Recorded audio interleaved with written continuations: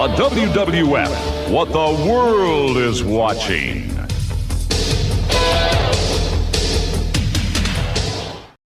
Turn it on and rip the knob off.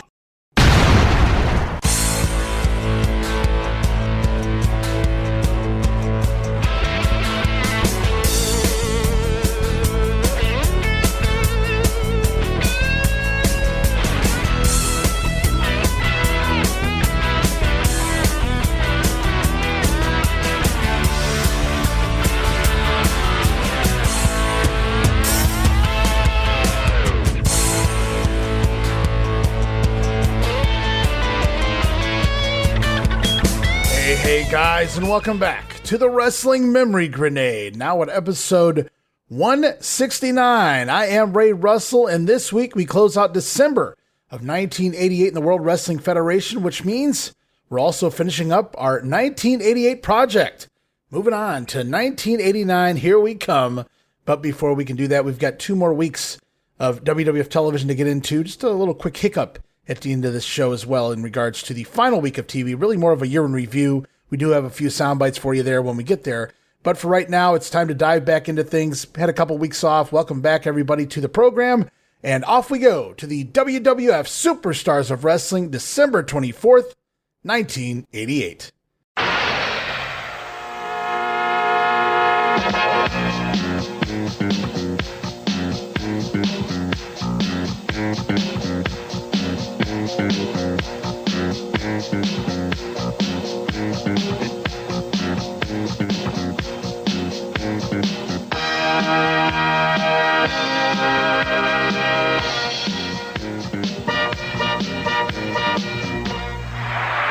All right, here we are, Christmas Eve, 1988, tape back December 6th, Daytona Beach, Florida, the Ocean Center. Vince McMahon, Jesse Ventura on the call here as we go off to the ring to see Akeem with the manager Doctor of Style Slick taking on Juan Valdez. Jesse mistakes this Juan Valdez for the character promoting the namesake coffee beans. Not that Juan Valdez, Jess. We do get an insert promo here from Slick, Akeem, and the Big Boss Man. Both men feel they will be the winner of the Royal Rumble upcoming. In January 89, they begin to argue with each other, Slick trying to calm the situation down. But the story here is, guys, both men are ready, and that means it's every man for himself. You never know who will go at it in the big 30-man spectacular in just 1 month's time. As we go to the ring for the action, awesome gourd buster here. Akeem laying out Juan Valdez, but he gets up from the cover. Not done yet, because it's time for Air Africa. The 747 splash going to connect. 2 minutes and 16 seconds. Akeem gets the win, dancing in Juan's face for celebration. You got to love it. The African dream, Akeem. As we go off now to the Brother Love Show, kicking it off early this week. His guest, the returning Big John Studd. But look out, John. Bobby Heenan, not far behind. And my guest this week is a man, they tell me, a very big man. Why, a giant of a man. Andre? They tell me he is strong, that he stands 6'10" It's not Andre. and weighs in excess of 385 pounds. And they call him Big John Whoa. Studd. He is big. You certainly are a big, big boy.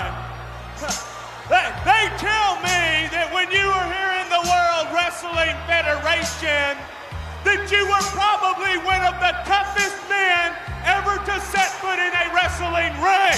That's right. They tell me that you were probably one of the strongest men ever to set foot in a wrestling ring. That's right. Why they tell me that you were the top dog at one time. That's right. And you know, I know that is true, and I know why it is true. Because of your manager, Brother Brain, Bobby Heenan. And I have a special surprise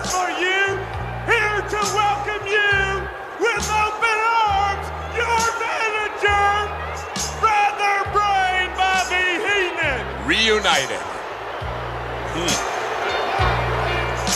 Whoa, Stud literally turning his back on Heenan. Put it there. What? Why won't you shake Brother Brain's hand and welcome him with the accolade he deserves? Because Heenan is a weasel. Whoa! John, you don't understand. Why would You don't Stud understand turn on stuff. Heenan? John, we're friends. What about the family? Whoa! Family! What about the family? I am no longer part of the Heenan family. Do you understand? I think we're talking about Whoa. rejection here. What about the Royal Rumble and being a part of the family in the Royal Rumble? I'll be at the Royal Rumble, and if anybody from the Heenan family steps in my way, I'll mow them down one by one. You may be a very big man, but you are only one man among 30 men in the Royal Rumble. Big John Stud. I don't understand this, McMahon. All right, so this Brother Love segment was actually taped back on December 7th at the Challenge tapings in Tampa. In case you notice a little different looking venue here, Brother Love introducing what he had been told was a giant of a man at 6 foot 10 inches, 385 pounds. And boy, did he look every bit of it. The return of Big John Stud. Brother wasn't here for Stud's last run in the company, but he was told that John Stud was one of the biggest, one of the baddest. He was the man when he was here last time around. Brother wasn't here for it, but it must be true because John Stud's manager was one Bobby the Brain Heenan. And thus, Brother Love has a special surprise for John Stud, reuniting John with Stud's manager. Present tense, Love brings out Bobby Heenan. Heenan with a big hug for Brother Love, then outstretches his arms for a hug with John Stud. But the big man literally turns his back to the Brain. As Stud turns back around, Bobby then offers a handshake instead, which again Stud doesn't respond to. Brother Love wants to know why Stud won't shake Bobby's hand. John says because Heenan is a weasel. Bobby calls Stud family. He welcomes John back to the Heenan family. But Stud makes it clear Bobby is not his manager and he does not belong to the Heenan family, which finally going to get a little crowd applause. I think up until then they were honestly confused as to where Stud was going. But what about the Royal Rumble? Bobby Heenan asks, representing his family at the Royal Rumble. Stud says, oh yes, I will be at the Rumble all right. I will mow down the Heenan family and anybody else that gets in my way. As we see the Brain slink off, Brother Love reminding Stud, you are truly one big man, but he is only one of 30 men entering the Royal Rumble. So a couple things here. We get over the return of John Stud. Also, clear-cut babyface, it would seem anyway. He is no longer affiliated with the Heenan family. And last but certainly not least, pushing the Royal Rumble event, John Stud makes his in-ring return as part of that 30-man extravaganza. Meanwhile, we go back to the ring for tag team action. Going to see the Warlord and Barbarian, the Powers of Pain, with Mr. Fuji in their corner, taking on Joe Cruz and Leaping Lanny Poffo. We get an insert promo here from the tag team champions, Demolition, who are coming after the challengers, the Powers of Pain. But all four men part of that Rumble match as well. But there can only be one winner, says Axe. Smash agrees, since the champions trade finger pokes, both men implying that they will be the winner of the big 30-man matchup. A little teaser of possibly Axe versus Smash. Wouldn't that be cool?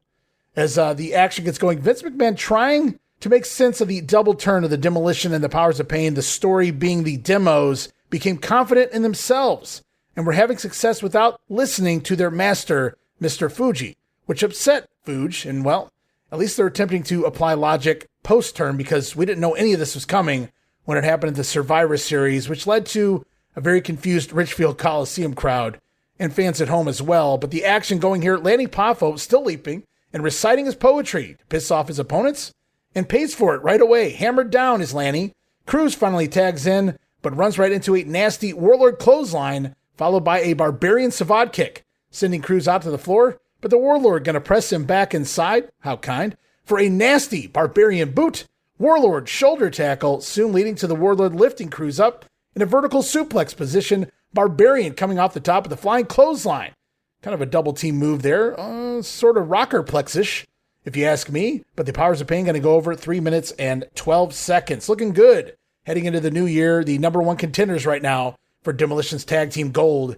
As we go off to the Event Center, Sean Mooney standing by. We're going to hear from the likes of Ted DiBiase, Brutus the Barber Beefcake, Bobby Heenan, along with King Haku, all talking about the Royal Rumble.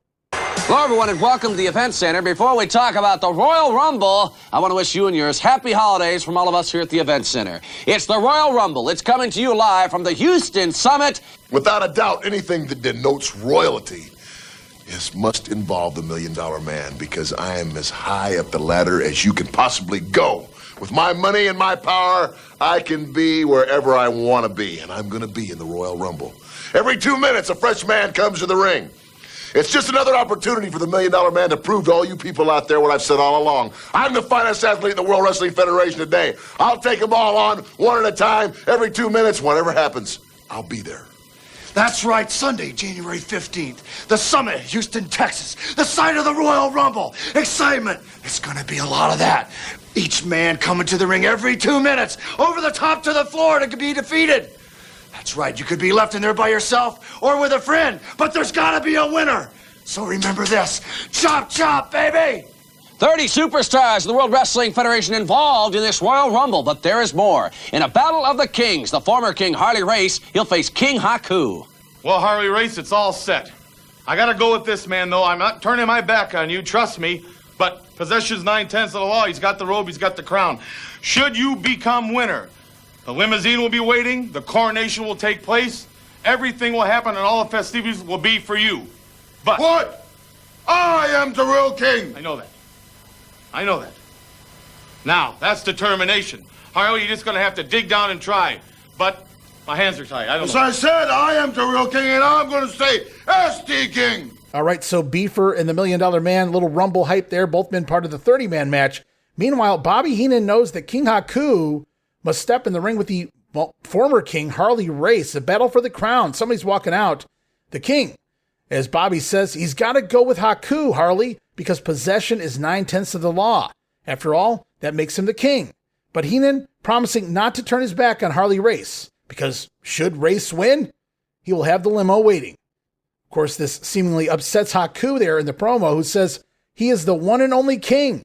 Bobby Heenan reassuring Haku, I support you.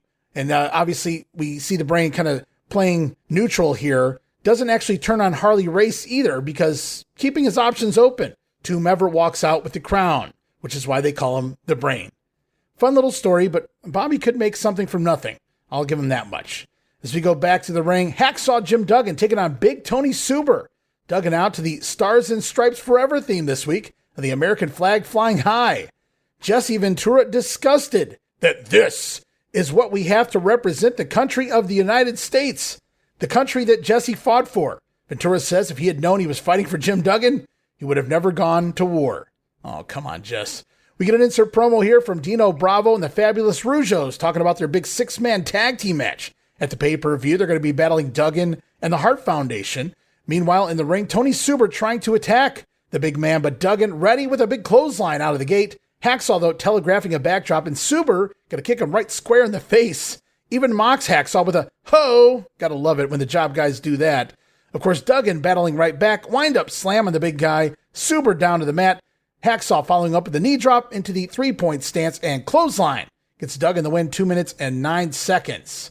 As we go back again to the Event Center, Sean Mooney. Now we're going to hear from two of the big guns coming to the Royal Rumble, talking about Andre the Giant. Going to have his manager, Bobby Heenan, with him there. We're also going to hear from the Hulkster himself, Hulk Hogan. We are back at the World Wrestling Federation Event Center, the Royal Rumble. It happens in Houston at the Summit, January 15th. The action will kick off at 4 p.m. Eastern Standard Time, and you can see it live in Houston or on a pay-per-view basis. 30 superstars from the World Wrestling Federation involved in the Royal Rumble, and right now let's hear from two of the participants, Andre the Giant and Hulk Hogan.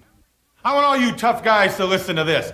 Every 2 minutes, another wrestler enters that ring. It starts with 2 and it ends with 1. So every 2 minutes, somebody's going to be coming down that aisle. And Hogan, Savage, and especially you, Roberts, I hope you're all in the ring when this man comes through that. Because I will be the last one in the ring. I will be the last one in there. I'm not scared of anybody. Anybody can come in the ring anytime they want. I don't care. I will win that Rumble Royal. Yeah, ZZ Top Fandango. Houston, Texas, Hulkamaniacs. We're gonna have a Royal Rumble. And what are you gonna do when Hulkamania and the largest arms in the world rumble on you, top contenders? You know there's gonna be 30 dudes in that ring, man. Numbers 1 to 30. You could come in and fight all night long if you get number 1. Or you could be lucky and get number 30 and be fresh as a daisy. But to the Hulkster and all my Hulkamaniacs, it doesn't matter what number we get. As far as we're concerned, there are no friends on that night. Everybody in there's an enemy.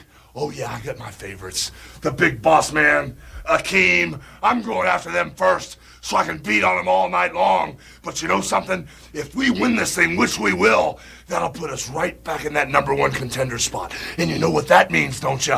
What you gonna do when the largest arms in the world rumble on you?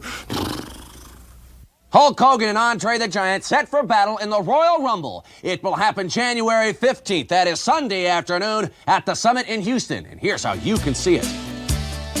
See the Royal Rumble Sunday afternoon, January 15th from the Summit in Houston, Texas. Call your local cable system for pay-per-view availability. All right, the 8th Wonder of the World manager, Bobby the Brain, making it clear that Andre's scared of no man. He will take them all out. He will win the Royal Rumble. Good thing Damien is not entered, that I know of anyway. Hulk Hogan says he could be number 1 or number 30. It doesn't matter the number, because the Hulkamaniacs are behind him. No friends in the Rumble. Hulk Hogan stating that winning this thing means a potential title shot.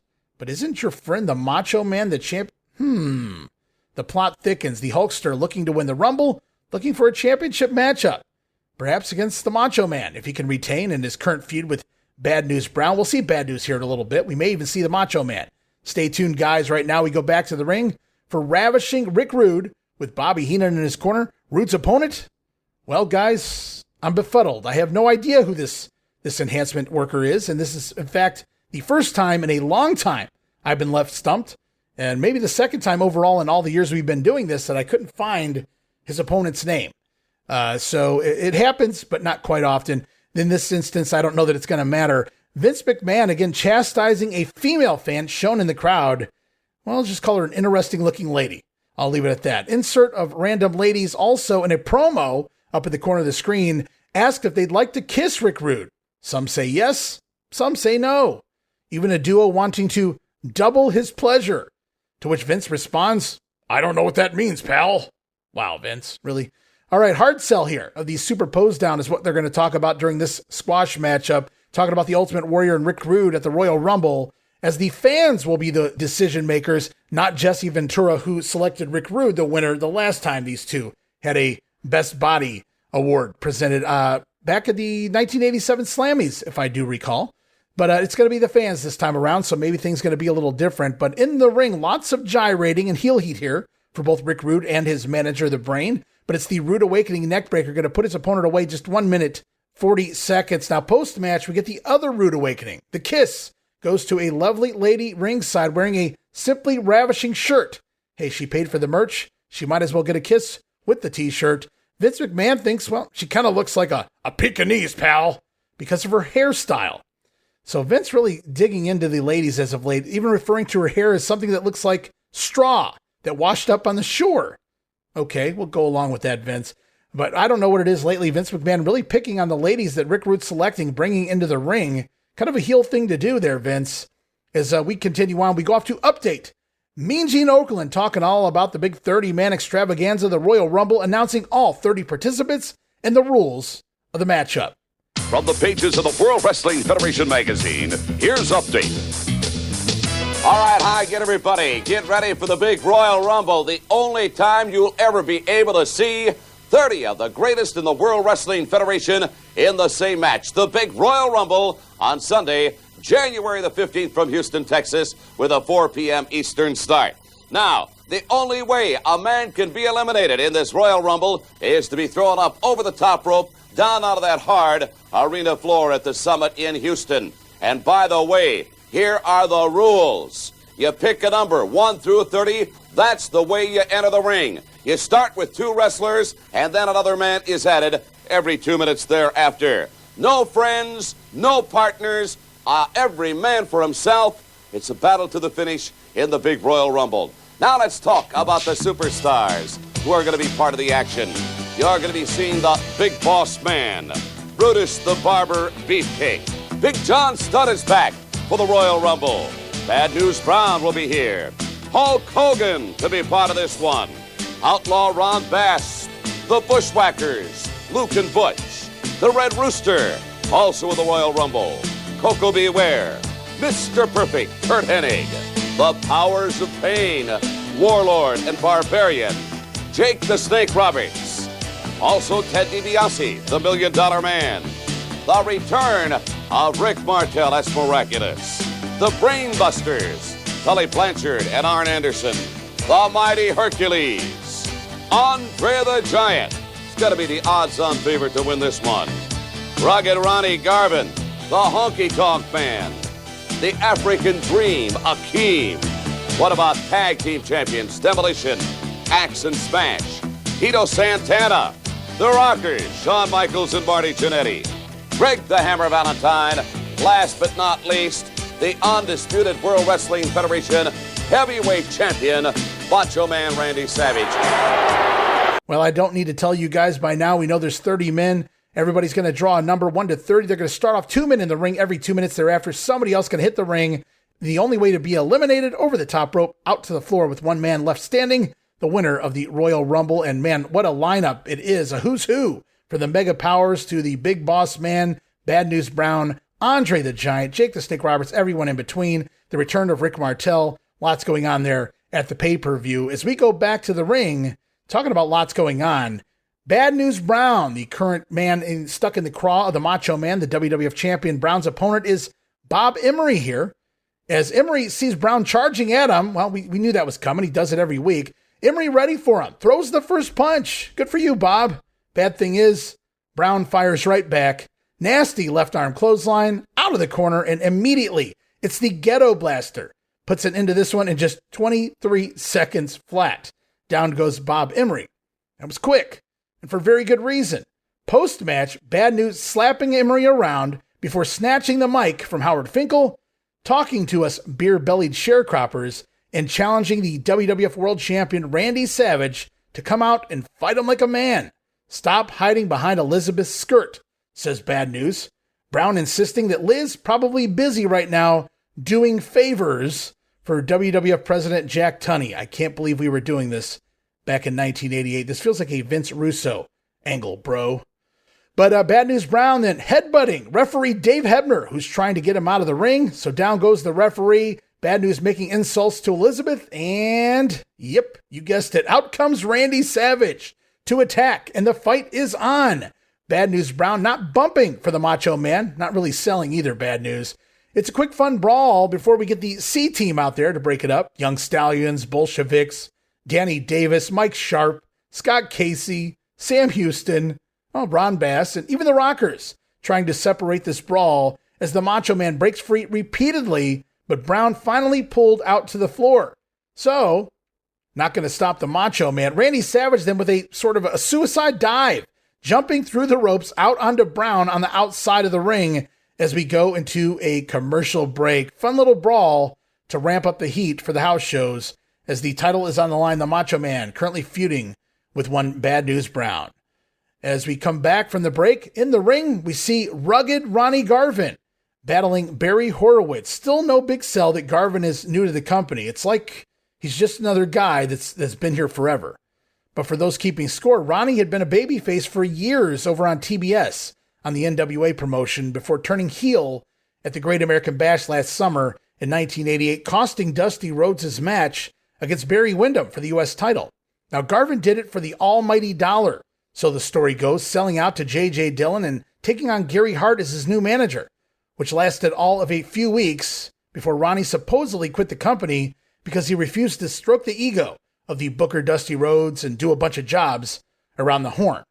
Now, he also did a few gigs for Vern Gagne there in the fall before jumping here to the WWF in November of 1988. Wise move financially, as we'll talk about throughout the course of 89. Maybe not the best push of Garvin's career, but he certainly made out financially in that ordeal. Garvin not going to be able to get away from Dusty for very long, as we'll find out later on in 1989. But the bell sounds and the Garvin towel goes to the fans, while Barry Horowitz gives himself a little pat on the back and removes his suspenders ready for action. We get an insert promo here from Rugged Ronnie, who says all his life he's been looking for the baddest and the best competition in the world, and he's finally found it right here in the WWF. But when the smoke clears, it'll be Ronnie Garvin standing tall. Well, standing anyway, not really that tall, but I get what you mean, Ron. Meanwhile, we have a fun squash in the ring. Barry Horowitz bumping like a champion here for Garvin. Barry going to try for a reverse body block, but misses, goes flat on the mat. Ron Garvin going to follow up with the infamous Garvin Stomp, made popular in recent day by Randy Orton and the Orton Stomp, followed by the pile driver. Jumping pile driver going to give Garvin the win. 2 minutes and 20 seconds. Looking good here. Garvin part of that big 30-man Royal Rumble event as well. As we go off to, it looks like another Bushwhackers vignette. In fact, it is vignette number 6, if you're keeping score from this duo. I don't even remember them having this many. But in favor of the holiday season, they get to meet Santa Claus, or is that Santa Jean? Mr. Claus asking the Whackers what they want for Christmas. Luke, he wants the Brainbusters. Butch wants the Powers of Pain. But they both want the Bolsheviks. Yuck. Well, that's what the Whackers love most about America. They say they get to meet celebrities like Santa Claus here as they eat some sardines and realize that Santa is in fact Mean Gene Okerlund in disguise. They take the Santa suit, the hat, the beard, and try them on themselves, wishing Merry Christmas from America, mate. Wow, we're 6 weeks into these vignettes. Now, we're actually even less than that because we've seen different ones on Superstars and Wrestling Challenge. And these guys, you want to talk about overnight going from the NWA, the bloodthirsty sheep herders, and just turning it on here in this cartoon character for the kids. I've never seen anyone embrace something like this in record time. I don't think I've ever seen someone so good at a character change basically overnight, to the point where, and stories you hear outside of the ring as well, I have a feeling this is the real Luke and Butch. Their personalities just dialed up a bunch for the kiddos. But the Bushwhackers are on their way, and I have to imagine we'll see them in the ring before too long. Speaking of the ring, we go back to ringside. Outlaw Ron Bass scoring a quick win with his Texas-style pedigree over one Martin Roy. Match goes 2:19, and a little post-match Miss Betsy activity. Choking out Martin Roy with the bullwhip there is the Outlaw, who will be taking on Brutus the Barber Beefcake before too long as part of the next Saturday night's main event in a hair versus hair match. We could see somebody... Well, we will see somebody without a head of hair before too long. But right now, we're going to close out Superstars with one more event center. Sean Mooney standing by. We're going to hear from Tito Santana, the Big Boss Man, and the Ultimate Warrior. Welcome back to the Event Center, the Royal Rumble. It happens Sunday afternoon, January 15th, coming to you from the Summit in Houston. Now, all the wrestlers involved, 30 superstars, they will draw numbers. The two with the lowest number will enter the ring first. Every 2 minutes after that, the man with the next lowest number will enter the battle. Right now, standing by are Tito Santana and the Big Boss Man. Coming to Houston, Texas for the Royal Rumble, 30 wrestlers are going to be involved. Every 2 minutes, a new wrestler's going to run into the ring. A lot of luck is going to be involved because if you draw first, you could be in there for 60 minutes. Let me tell you, Tito Santana will be ready to go 60 minutes. I'm coming home to win. Arriba! The Royal Rumble, 30 men. 2 men start. Every 2 minutes, a new man comes in till 1 man's left. Well, Hogan, if you make it to the Royal Rumble, I want you to know, boy, that I will be there. And I'm coming specifically to hurt you. I made a living out of hurting people. I made a living out of correcting people, breaking people. I'm going to break you before or either at the Royal Rumble. Finishing up with comments from the Big Boss Man set for the Royal Rumble. There is more. In a super pose down, ravishing Rick Rude. He will face the Intercontinental Champion, the Ultimate Warrior. Oh, ravishing! A different form of combat, a different challenge for the Ultimate Warrior. But you see, ravishing, The Ultimate Warrior has been judged by all the warriors since he came to the WWF. If a series of poses is what you want, Rick Rude, if the God-given genetics that I have given me a great physique on top of all the power, then let it be, Rick Rude. Let the Warriors do the judging. In Houston, me and you will go head-to-head. All right, Tito and the Boss Man both talking the Royal Rumble matchup. Boss Man hoping to see Hulk Hogan in there. Meanwhile, the Ultimate Warrior talking his super pose down with Ravishing Rick Rude as we close out Superstars this week. We learn next week's edition will be a special year in review show. Not going to have a whole lot to talk about there, so we're going to head off to Wrestling Challenge, guys. Christmas Day, but before we do that, we're going to take this quick, brief WrestleCopia timeout. Relive the glory days of Memphis wrestling with the Retro Wrestling Review USWA podcast. Each week, we go back in time to review USWA Championship Wrestling from the 1990s, episode by episode. Join us for watch-alongs, behind-the-scenes stories, and exclusive interviews with people who were there and lived it. Whether you grew up watching it or you're discovering it for the first time, this podcast is your ringside seat to Memphis wrestling history. It's all a part of the WrestleCopia Podcast Network. Listen now at USWApodcast.com. Hey guys, Ray Russell here, curator of the WrestleCopia Podcast Network, inviting you guys to listen to many of the programs here as part of the WrestleCopia brand, including, but not limited to, the Wrestling Memory Grenade, currently covering the 1988 and the WWF Project. You can also listen to the Regional Wrestling Podcast, where we talk the territories. You can also listen to the Wrestling Stoop with the legend himself, Bob Roop. But that's not all. You can also check out the Pro Wrestling Academy with the professor of Pro Resu, Mr. Dan Ginnity. Dan and I go back in time and cover the history of Japanese professional wrestling in the English language.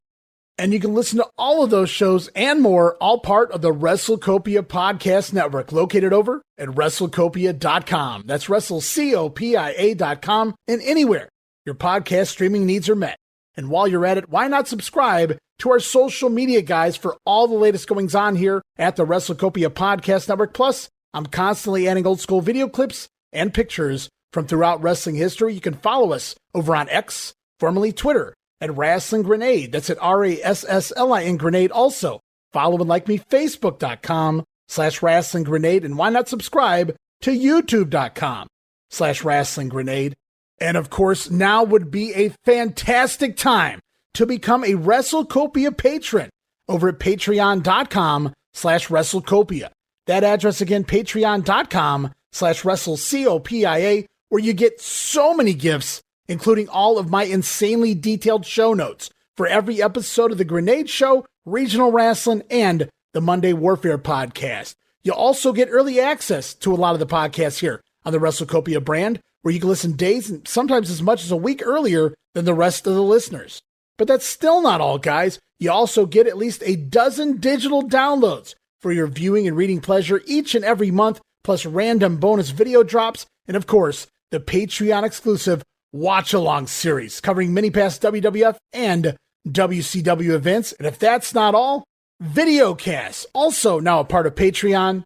No subscription, cancel anytime. Give it a try for a month, guys. I think you'll like the content that I offer, and every penny of it goes right back here into paying the bills. So if you're looking to support that next up-and-coming podcast brand, please consider making it WrestleCopia. Help me pay some of the bills to keep the WrestleCopia Podcast Network and all of the great shows here up and running for the months and the years to come. This is Wrestling Nostalgia, the podcast that dives into wrestling history. Hey, wrestling fans, I'm Dave Dynasty, and if you enjoy podcasts that are knowledgeable and history-driven, then Wrestling Nostalgia is for you. With great guests and fun interviews, there are over 200 episodes in our archives. We chat with several first-time guests and often cover topics not discussed on other podcasts. Look up Wrestling Nostalgia on your favorite podcast platform and visit all of our links at linktree/WrestlePod. That is linktr.ee/RASSLEPOD.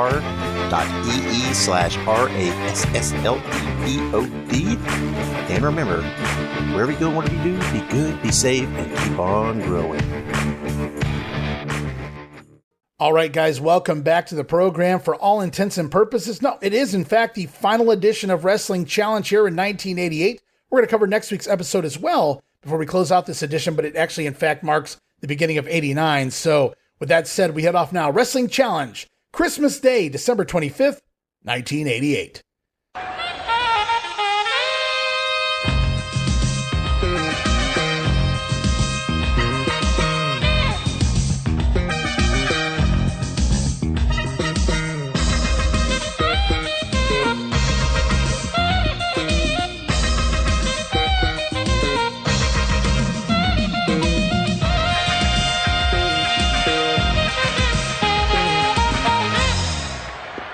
All right, Merry Christmas all. Happy holidays. Tape back December 7th, Wrestling Challenge, Tampa, Florida, airing the weekend of the 24th and 25th of December.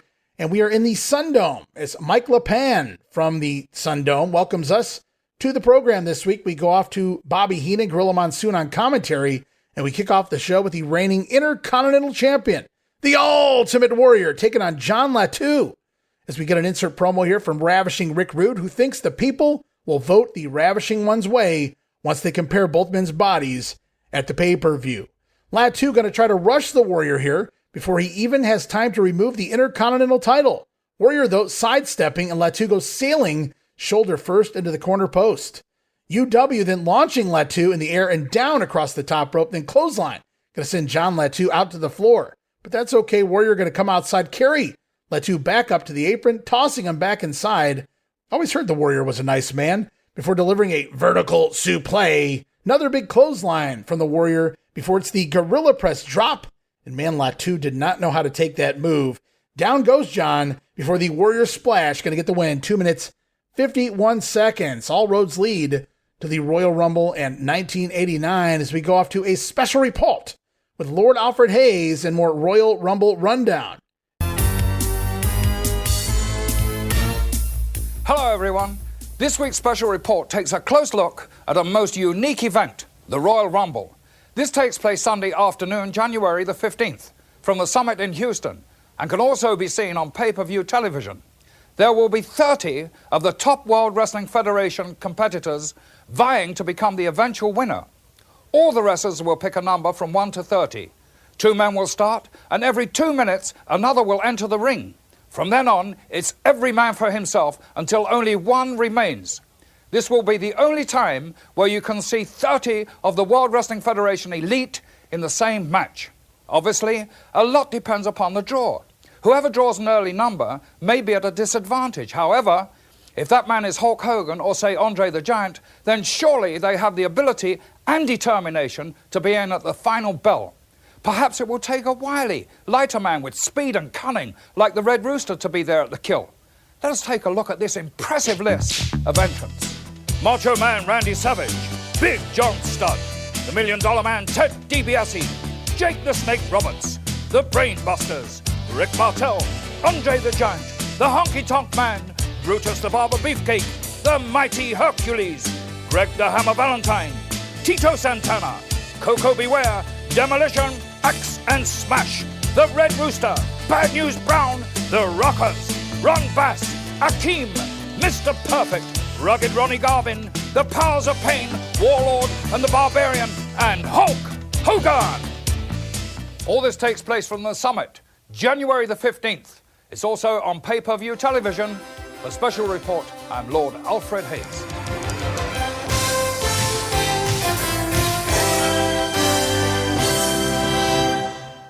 And then it's back to the ring. More tag team action. Going to see the, well, fairly new team, if you want to call him that, of the Honky Tonk Man, Greg the Hammer Valentine, with their manager, Jimmy Hart. Their opponents this week, George South and a conquistador maskless. I'm talking about Jose Luis Rivera teaming with George South here.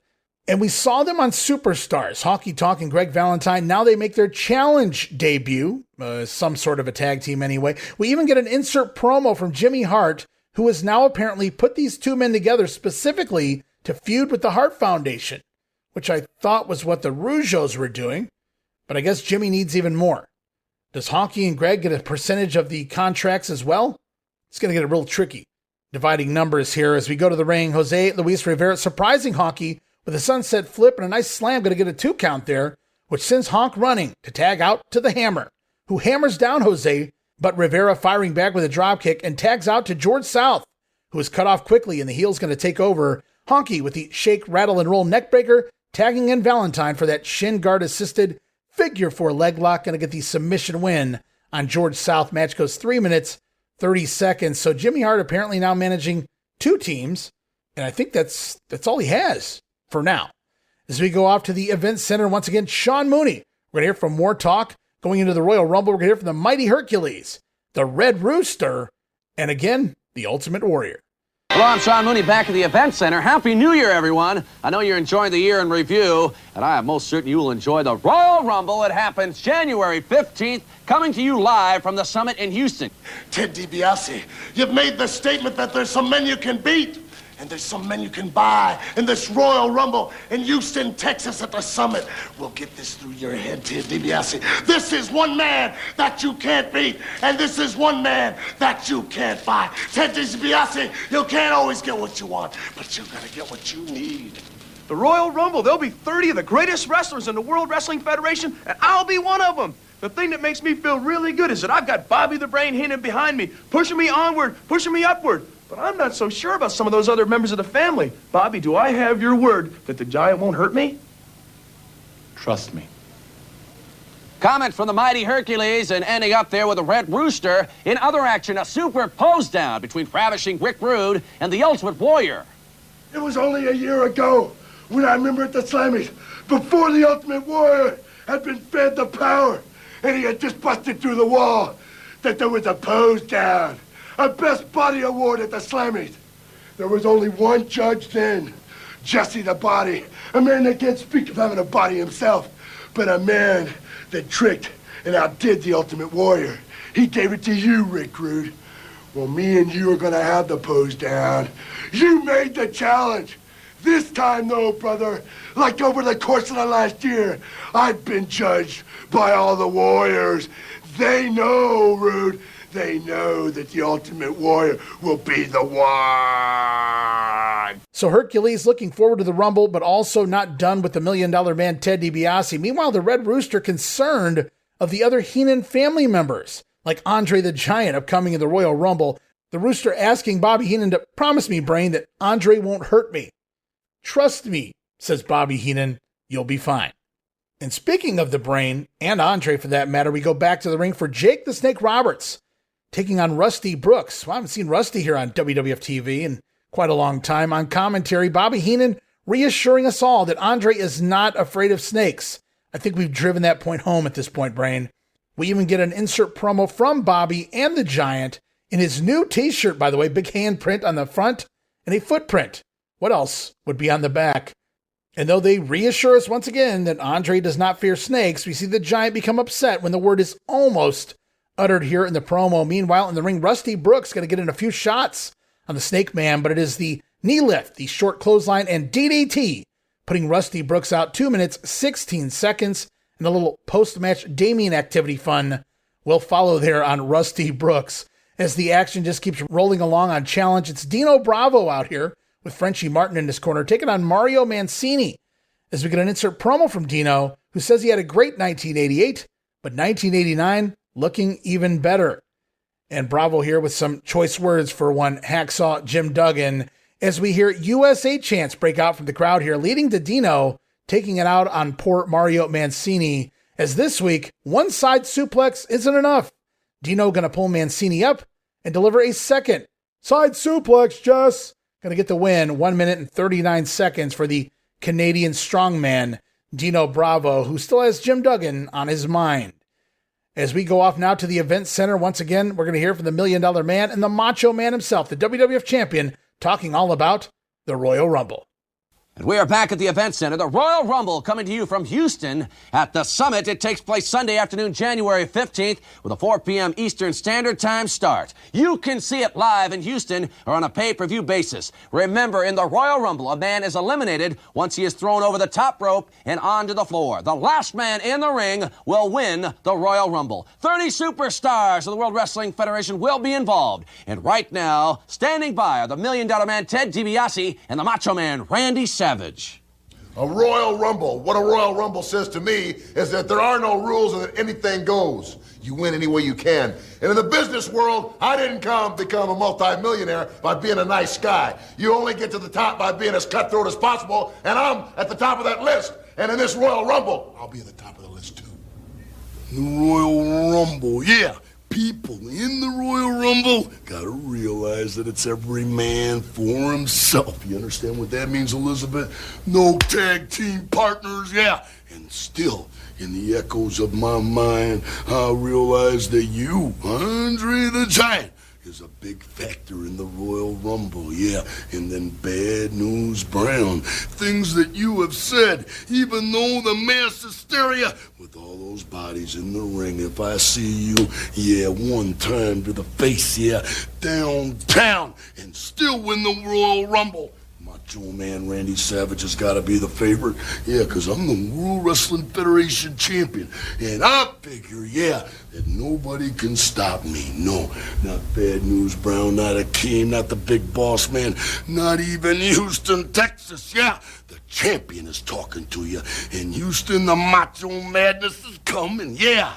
The World Wrestling Federation champion, the Macho Man Randy Savage, he plans to be the last man in the ring in the Royal Rumble, Sunday afternoon, January 15th, and here's how you can be a part of it all. Savage making it clear there, no tag team partners in the Rumble match. It's every man for himself. Nobody can stop the Macho Man. Read between the lines, Boy, I can't wait till we get to the pay-per-view. It sounds like, well, we could get some interesting matchups. If we get the Hulkster and the Macho Man in the ring, axe and smash, etc., it's going to be a fun time when we get to that Royal Rumble event. But right now we go back to the ring for tag team action. Speaking of axe and smash, the tag team champions Demolition in the ring to take on Danny Brazil and Rusty Riddle. And we get an insert promo here from Mr. Fuji and the Powers of Pain. Fuji claims the Demos lost without him. One of the Powers of Pain will also be the winner of the Royal Rumble. In the ring, Rusty Riddle doing a Surfer Ray Odyssey early Sandman gimmick here. Basically in a surf wetsuit. 'Twas the times, dude. Well, Rusty, you should have brought the surfboard with you against the Demolition because Riddle not faring so well. Then it's Danny Brazil's turn to be demolished and destroyed. Smash delivering the hot shot, followed by the Demolition decapitation. Going to put the Demos over 2 minutes and 8 seconds. And I should note as I see the 6th or 7th one at this point across the two episodes of TV, there are Royal Rumble ads plenty throughout these shows. I should note.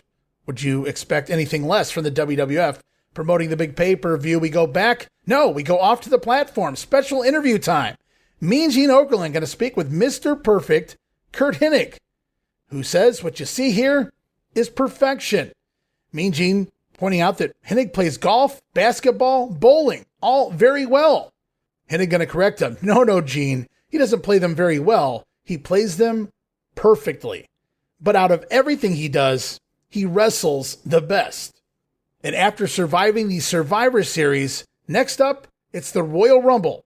And that too will come out, what else, but perfect for Curt Hennig, who does indeed head into the new year with an unblemished record. As we continue on back to the ring, Shawn Michaels, Marty Jannetty, the Rockers, taking on Iron Mike Sharp and the other Conquistador. Without a mask this week, talking about Jose Estrada, as we get an insert promo here during the Rockers match from the Brainbusters. They say the Rumble is coming. Arn Anderson, Tully Blanchard hope to see the Rockers there, as they are the dirtiest players in the game, after all. Built for no rules. The Royal Rumble meant for Arn and Tully, the Brainbusters, and they're looking for those matchups upcoming against the Rockers, as am I. As the action gets going here, fun, unique double teaming. See Shawn Michaels at one point dropkick both opponents, 1 foot each, into their backs, sending them into a Marty Jannetty double monkey flip. And then it's stereo dropkicks from there from the Rockers, sending Estrada and Mike Sharp to the floor.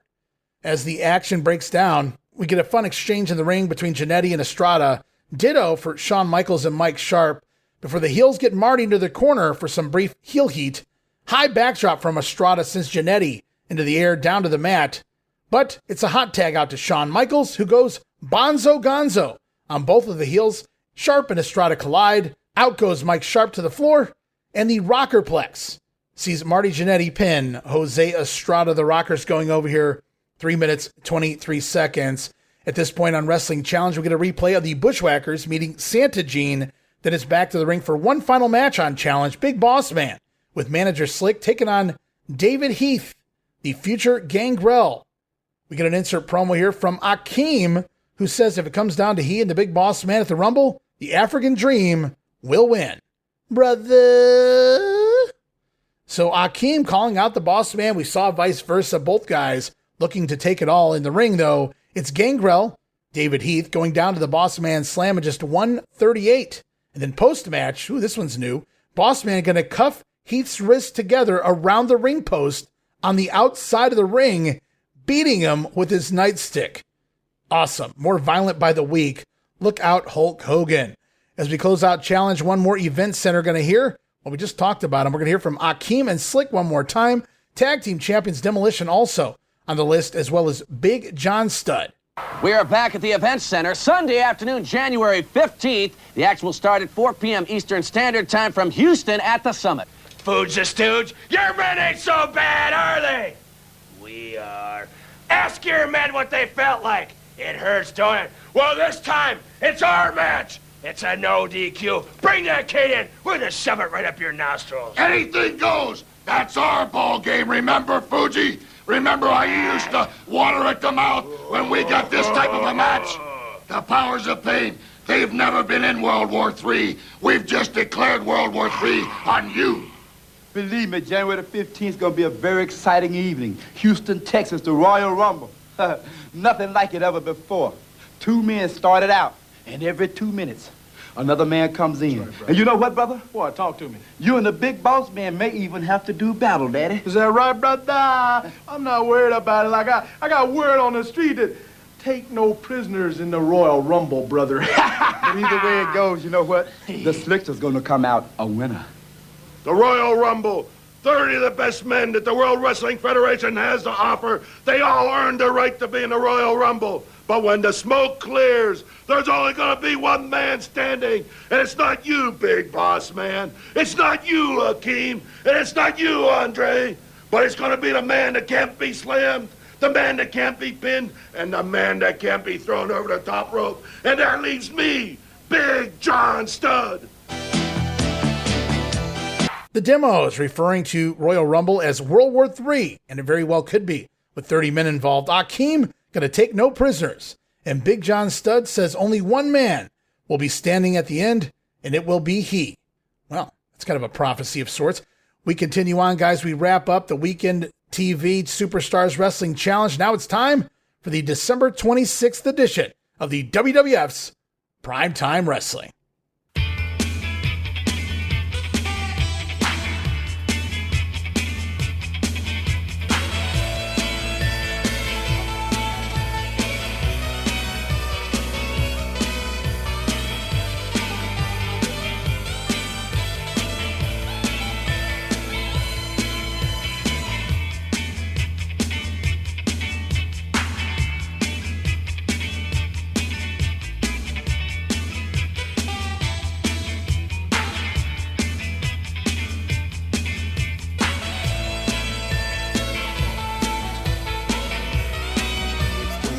Explain. Would you please let me explain? We're on the air now. We promised these people a Christmas program with lights and trees and gifts. And we've got N.O., not one wreath. When I explain to you what happened, you won't feel this way. I'm waiting. Okay, last weekend in Philadelphia, I ran into a needy family. They had no tree, no lights, nothing. I had a tree set up here. I had all kinds of Christmas ornaments and balls. I had garland. I had lights. I had that wreath there. I had candles. I had everything festive. Little Santa Clauses, kind you shake up and you see the snow, all that stuff. And this family explained to me they had no tree, they had nothing. So I had my people come in, take everything out. I overlooked that, or we wouldn't have anything. And I gave it to the needy family in Philadelphia. So you gave it to That's a needy right, I family. gave it. It's Christmas time. What the heck? I'm surprised. You should be. And a little bit shocked. Why? If I'm a in human fa- being. If in fact Blood runs through my veins. You, the Scrooge of the WWF, give me a break. I'm going to check this out. If in fact you did that, perhaps there is another side to you. You can see the faces on those little children when they saw that tree come over there. Well, I'll tell you, Monsoon. Maybe an apology is in order. I'll tell you. I will find out. I will get to the bottom of this. In the meantime, hello, everyone, and welcome to Primetime Wrestling. I realize that we're on the air here, but, you know, these sort of things happen. We've got an exciting Christmas program lined up for these folks. I brought gifts for the crew. Oh, how lovely. Oh, lovely. Interesting feature, $1 Million Man taking on Coco Beware. But right now, we're going to take a look at Harley Race. All right, last week, the Brain promised us a big Christmas decoration extravaganza, presents for all, a super holiday-themed primetime wrestling. But as we enter the studio, Gorilla asks, where's the Christmas decorations that the Brain promised? They're nowhere to be found. Kind of a letdown. Where's the presents for the crew? Bobby promises those are still a-coming, and that they are, guys. Right now, we go off to our next soundbite as the two men discuss the battle for the crown. Harley Race battling King Haku. Here's your winner, Harley Race. Former King certainly hasn't lost anything inside that squared circle. It's going to be very interesting, Brain, come January 15th at the Summit in Houston. You're going to have to pick sides, aren't you? Well, they're both family members. Wait for the winner, then picks, right? Well, I'm telling you, let's say Harley defeats King Haku. There will be a whole coronation. We'll have the procession. We'll have the horns. We'll have the big chair. Just they shove carry. Haku aside and open arms for I told him. Harley Race. See, when Harley went to the hospital, I never knew if he was going to return. There had to be a king. There had to be a king in the World Wrestling Federation. I went on a search. I found Haku. Everything just worked out this way. Turned over a big rock, and there he was. No, Harley wants the crown back. He wants the robe back. He wants the title back. Haku doesn't want to give it back. Why wouldn't he want it? You stole it from the guy. You sold the guy out. No, I did. I was in that Just hospital. like you sold out Hercules down the river. Him I did sell. Yeah. There's nothing wrong with that, though. I was trying to find a position for him in life. I got but news Harley for Race, you. I was in that hospital every day when he was if there. Harley doesn't attack you. Bobby explaining with Harley Race down, he thought he was done for good. There had to be a king. But now Harley's back, and he wants his crown back as well. But Haku, he doesn't want to give it back. Pretty basic synopsis there for the battle for the crown, excuse me. Harley Race and King Haku will walk out the king of 1989. We'll have to wait and see, just a few weeks away. Right now, we go off as Gorilla Monsoon getting a call from old Frank Rizzo, the former mayor and police chief there in Philadelphia, Pennsylvania, who may have seen the whereabouts of the primetime decorations. And just next time I see you, just give me the bill. I think everybody at Christmas time should get together with their family and maybe sit around and have a nice hot cup apologize of for us, please. Cinnamon and thank you very much. apple and thanks juice. for calling. Sing some carols. Our next match. You piece of garbage. You did it again. What? What? What'd you do with the money? I haven't got any money. You haven't got any money? No. You know who that was on the phone? Frank Rizzo, former mayor of Philadelphia. And police chief? Yes. What'd you do now? One of his men saw you in the parking lot at the Spectrum selling some of our Christmas things to a needy family. No. Selling, money changing hands. No, please. You got to believe me on this one. I know what you're talking about. Don't wrap me up. I know what you're talking about. I'll never believe you again as long as I live. After I loaded the tree and the gifts in their car, I handed them $50 out of my own pocket. That's the cash he saw. They refused it and shoved it back. I wouldn't take money from a needy family like that. Monsoon, I'm talking to you. Rizzo's got it in for me. Rizzo never liked me. He's just trying to make up stories. I told you I handed him 50. Do you think that one of those officers would lie to the former mayor of Philadelphia? You mean Philadelphia's finest? Probably. I don't know them. You and a guy that they didn't recognize in a white suit were stuffing things into the trunk of this car and in the meantime stuffing money into your pocket. Now you make me sound like a booster, like a second story man. Brother Love happened to be there. Brother Love could only be the other person. He was waiting by the limo for me. Sure. And he was talking to them. He was giving them love. Yeah. But when I handed him giving $50, him the business. Give me a break, Brent. When I handed them $50, they handed it back, and I shoved it in their pocket. Whoa, what have you got there? This snake No. right here. No. Stop that now. It's going to be around your neck before this program is over. I can guarantee Christmas. you that. It's Christmas. Christmas indeed. No, get that thing out of Plenty here. more excitement still to come here. Anything's liable to happen. Get we'll this be right thing back. out of here now. Well, Gorilla gets off the phone and immediately lets the Brain have it. You piece of garbage. Apparently, Frank Rizzo was alerted that Bobby Heenan took the primetime Christmas decorations and sold them in the Spectrum parking lot. sold them to a needy family. If they were that needy, why were they buying decoration? Anywho, Bobby claims it's a made-up story that never happened. He was in the parking lot along with his buddy, Brother Love. They were giving the needy family love. They weren't selling them decorations for the primetime studio. That would be wrong. And we talked about it at the top of the show. Bobby promised last week. It's here. It's now. Let's find out right now. What did Bobby get? The entire crew here on Primetime Wrestling. They get to open their packages right now. He did what? How many? They're saying that all the boxes you gave out were empty. Nothing in them. Just wrapped up. What you don't understand is I gave six boxes. Empty boxes you gave out. That's right. In case they should get a gift, they have something to put in them. Pretty nice of me. It's all they're worth anyway. What if they get a pair of underwear from their aunt? They got a box to put it in. Get some socks from Ann Hilda in Connecticut. Boom, they got a box. Wouldn't you think those things would come in boxes? I don't know. But I have something for you. Who cares about them? I mean, what is this? Merry Christmas. The bill for the Last Supper? Nope. Well, what is it? Read it. Looks like a gift certificate. All expense paid night out on the town for the Gorilla and the Rosati sisters. What is this, some kind of a joke? Or? Huh? All you can eat. What is... This is some kind of a rib, right? No. No? You're going to be at the front table at the Suet Inn. Well, Bobby's been handing out the gifts for the last couple segments, and finally everybody opens their gifts, and they reveal empty boxes. Bobby says, yes, Gorilla, they were empty boxes. They're to put things in. That's what a box is for. Gorilla pointing out that gifts come in a box. You don't need another box, but it's Bobby Heenan, so he did get a special gift for the Gorilla himself, an all-expenses night out for Monsoon and the Rosati sisters. Not really sure where to, but that's how we're going to conclude this week's Primetime Wrestling. A little fun there. Bobby Heenan, Gorilla Monsoon. Happy holidays to all. As next time, Primetime, it's going to be 1989, says the Gorilla, and we will see a special New Year's celebration on that episode. Exclusive matches this week on Primetime Wrestling. Taped back December 7th at Tampa in the Sun Dome. The Rockers over Pete Sanchez and the Gladiator. Match goes 3-11. Michael's going to pin Sanchez with a splash from the top rope. Actually, off of Marty Jannetty's shoulders there. Rockers getting the win. Another matchup, not necessarily an exclusive, but from Hamilton, Ontario, Cops Coliseum. Interesting match. Going to see the $1 Million Man, Ted DiBiase, wrestling in his sparkling green pants, his tear-off pants that he wears to the ring.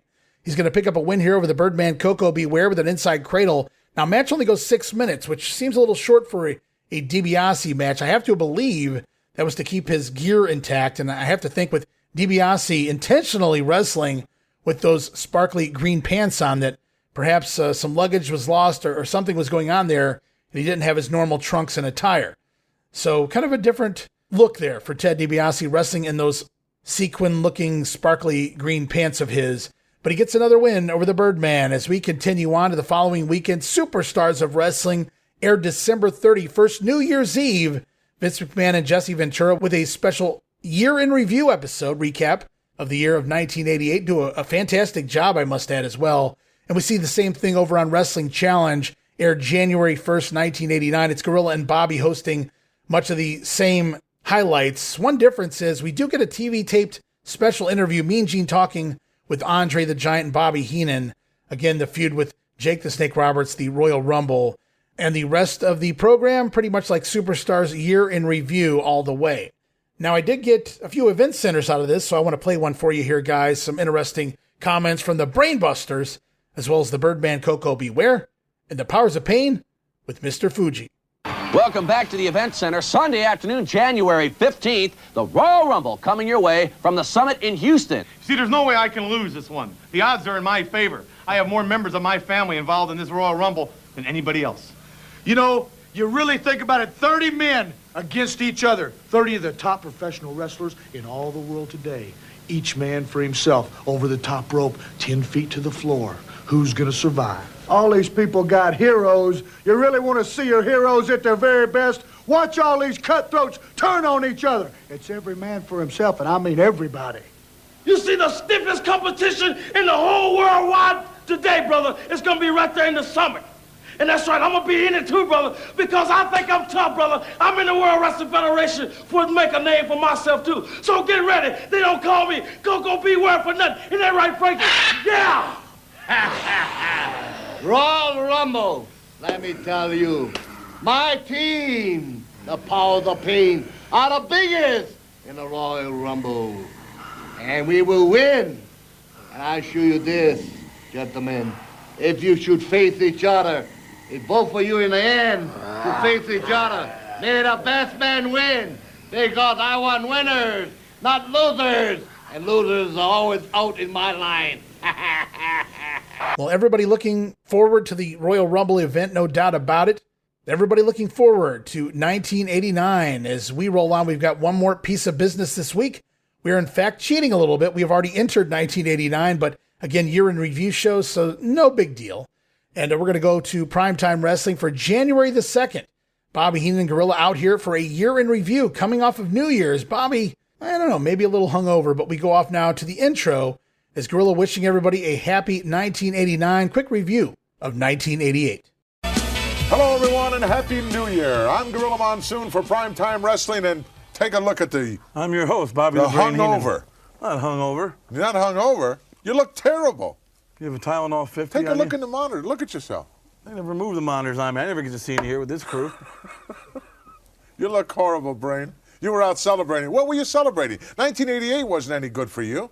I'm celebrating that it's over. Oh, you're celebrating that it's over. Celebrating You're 1967. hoping that in the Royal Rumble, starting off 1989 is going to be great for you. The only way to start off with the Royal Rumble. I got more of my minute than anybody. My man King Haku is there against Harley Race. I got the pose down. Everything's going my way. You could either come out of there a very happy man or a very upset individual. Exactly, but I'm not going to. No. We're still looking for... It's all going to happen January 15th at the Summit in Houston. The Royal Rumble, it's going to be a happening. Have you seen Miss Betty? No, why would I know where? I don't know. We haven't seen her since the party. You haven't, what party? Party we had over on Beverly Hills and Bel Air. Beverly. Obviously, no sense asking you if you know what today's feature is. You don't. Bad News Brown taking on the Hitman. Oh, who? The Beef Manhattan? No, Beef Manhattan. Give me a break, will you, please? You better be in shape by the 15th. I know what it is. It is Bad News Brown and the Hitman. Bret Hart. Bret Hart, the Hitman. I knew that.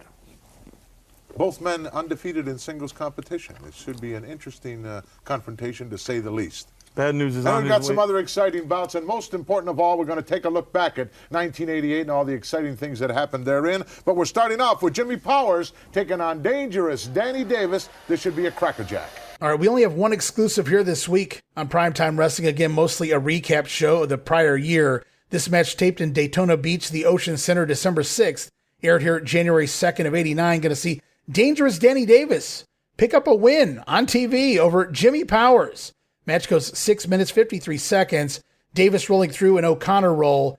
Got a counter to execute his own reverse roll-up, grabbing the tights, of course, for leverage, stealing the win from Jimmy Powers. And though the match was taped in December, Danny Davis with at least one win here in 1989 for television purposes anyway. As we go off one more event center, Sean Mooney talking all about the Royal Rumble 2 weeks away. Wow, we're getting close already, guys. Heading into the new year here. Well, we're in the new year, as we're going to hear from the likes of Rick Martel, as well as the six-man team of Dino Bravo, the Rougeos, and their managers. Happy New Year, everyone. I'm Sean Mooney back at the Event Center. And talking about the new year, we are just 2 weeks away from the Royal Rumble. It is coming to you live from the Summit in Houston, Sunday afternoon, January 15th. 30 superstars in the World Wrestling Federation involved in this. And right now, standing by is one of the participants who has overcome all odds. He's Rick Martel. Yes, the Royal Rumble match is the match that I picked to show and to prove the doctors wrong. And to show them that I'm coming back to wrestling. I don't care what they say. They won't run my life. Yes, my life is wrestling. And yes, it's not going to be easy in that Royal Rumble. 30 men out to prove themselves. But I have a lot to prove. And I have a lot to be thankful for. The fans were behind me all the way. So now I'm going to show my appreciation. And I'm going to go into that ring and give my 100% no matter what number I pick. Rick Martel defying what the doctors have said. He is back. He will participate in the Royal Rumble. Also, in a six-man tag team match, Hacksaw Jim Duggan and the Hart Foundation, they'll face the fabulous Rougeau brothers and Dino Bravo. The Summit, Houston, Texas, six-man tag, 2 out of 3 falls, baby. We're ready to rumble. Is that all you Americans could come up with? The Hart Foundation, Hacksaw Jim Duggan against the Quebec Connection? You're out of your mind. You know what? Our brilliant managers here put this match together because we had 3 thorns in our sides, and we're going to get rid of those thorns all in one match. That's right, on the Rumble Royal night, brother. It's going to be our night. Jim Duggan, I've had it up to here with you, and I know how the Rougeaus feel about the Hart Foundation. We're going to take our dime doing it, and we're going to savor the victory twice in the same night. Jim Duggan, USA, you're going down! A six-man tag team matchup. Hacksaw Jim Duggan teaming with the Hart Foundation. They will face Canadian strongman Dino Bravo and the fabulous Rougeau brothers. 2 out of 3 falls will win this one. And here's how you can see the spectacular action live. Rick Martel on his way back to the promotion, coming back to the World Wrestling Federation January 1989, promising to be a part of the Royal Rumble event, proving the doctors wrong. He will return, and he will return in time for the big pay-per-view. We also heard from Dino Bravo, the Rougeaus, their managers, Jimmy Hart and Frenchie Barton, who calls the trio the Quebec Connection. I don't know if Frenchie got the memo. The Rougeaus have moved to the USA. They're all American boys. Memphis, Tennessee, baby. But that's going to wrap up Primetime Wrestling this week. A bunch of recap shows going to close out the year of 1988. And the project is now in the books, guys. As we move on to 1989, we have arrived.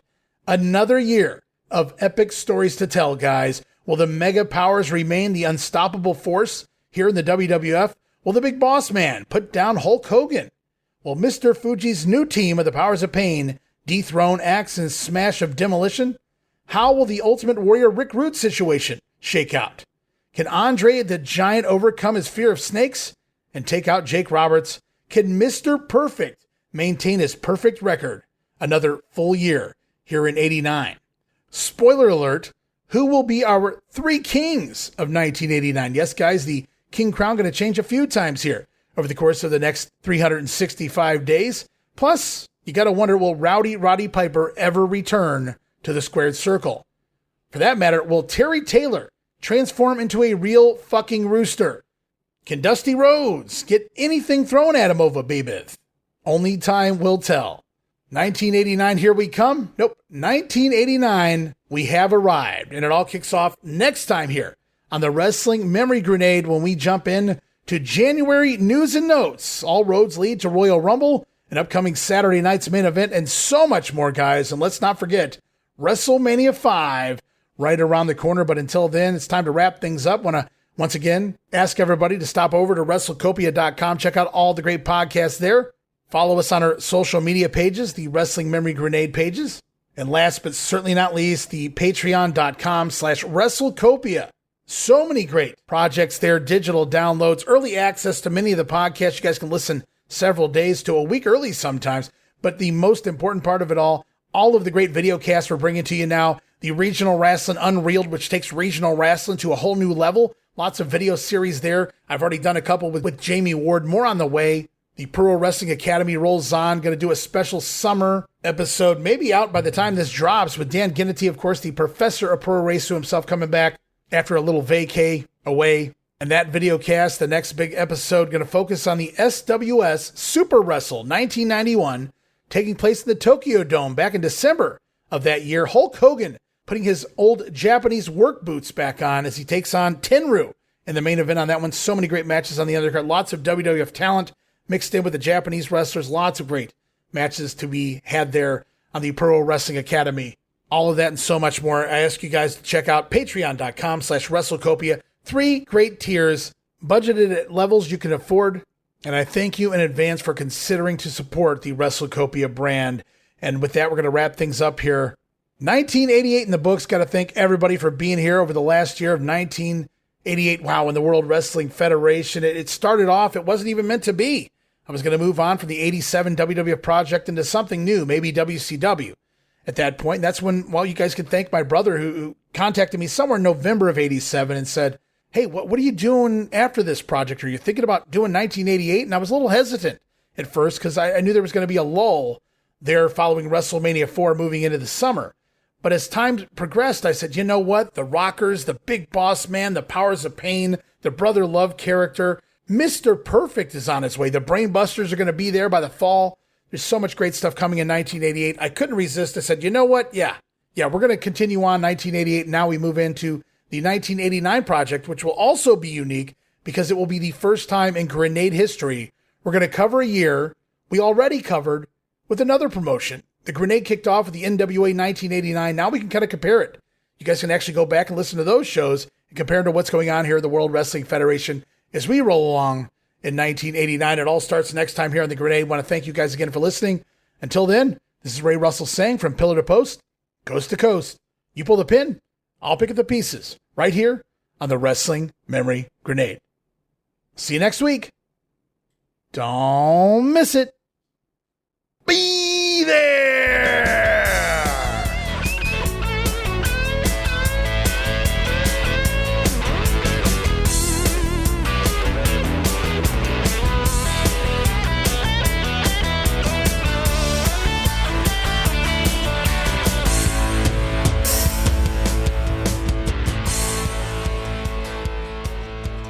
Anyone can come in here anytime they want. I don't care. I will win that Rumble Royal. Yeah, ZZ Top Fandango. Houston, Texas, Hulkamaniacs. We're gonna have a Royal Rumble. And what are you gonna do when Hulkamania and the largest arms in the world rumble on you?